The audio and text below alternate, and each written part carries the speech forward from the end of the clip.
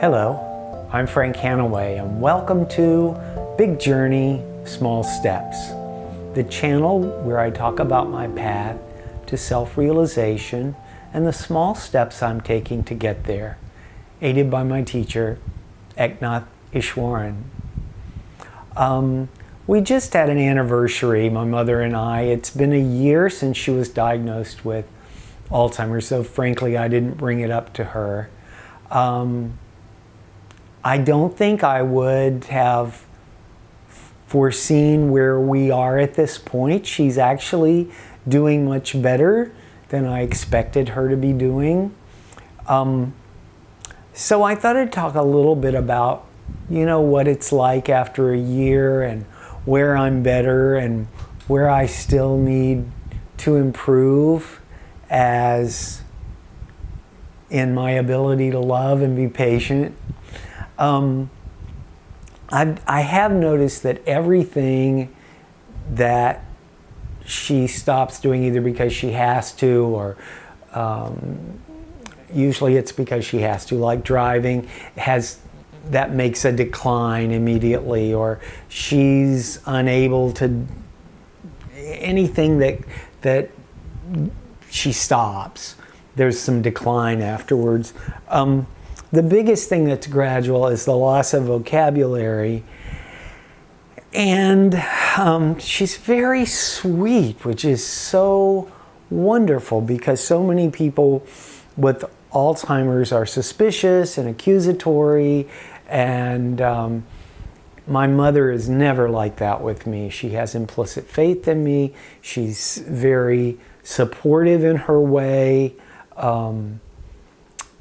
And the hardest thing for me is the fact that our conversations are incredibly repetitious.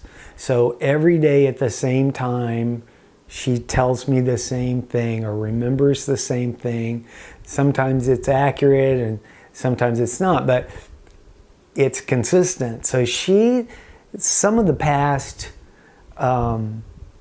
she has ameliorated in her memory, which is kind of a good thing. Once you start to lose your memory, you can make up a better past than you actually had, which is kind of sweet. But one of the places I'm lacking is I don't know what to say to her a lot of times. I can't bring up the past, and I try very hard not to say, you told me that already. In fact, I almost never say that. And as a result, and I try not to say, I already told you that, though that's very difficult. It's particularly difficult when I'm telling her plans for the day. And then she says, you don't have anything to do today, right? And I'm like, well, yes, I'm going to town. What are you going to say? So we go back over the same details. And it's very challenging, and sometimes I don't talk as much or talk about things simply because I don't want to go through all that, and that's kind of weak maybe on my part. So anyway, it's very challenging. I thought a year ago she'd be much worse off now than she is, and it's so impossible to plan. It's impossible to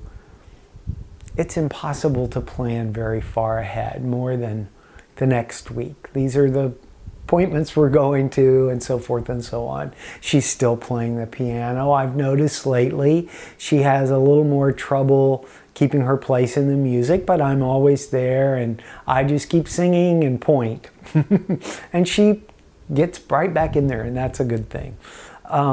People love her to death, and she is very, very sweet. So this is where my life is after a year of Alzheimer's, and I'm not resentful. I'm sometimes perplexed at what to do. Medical questions are difficult to address. How aggressive do we want to be treating things? Because always the treatment is very difficult on her, even if it's a new medication or just a visit to the doctor's office.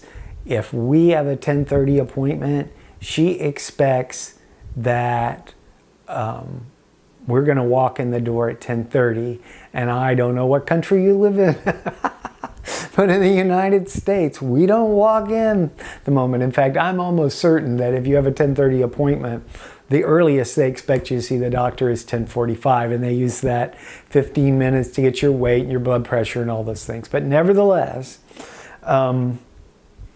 so she's impatient. She's not agitated. I'm around other Alzheimer's patients, and so I see how they behave, and she's actually doing quite well.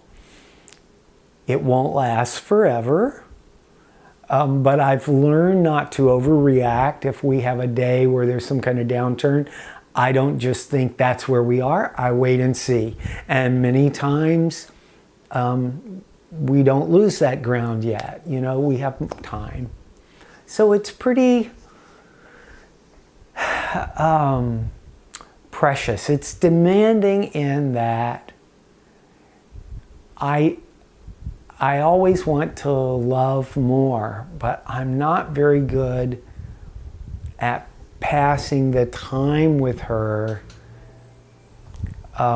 just sitting around doing nothing, and I don't know what to talk about. And I swear to you, I have never had a problem knowing what to talk about.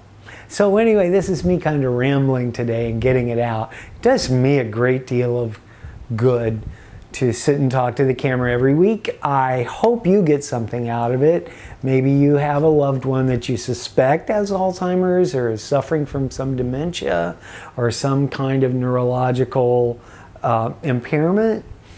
Or maybe you're just dealing with someone that it's a challenge.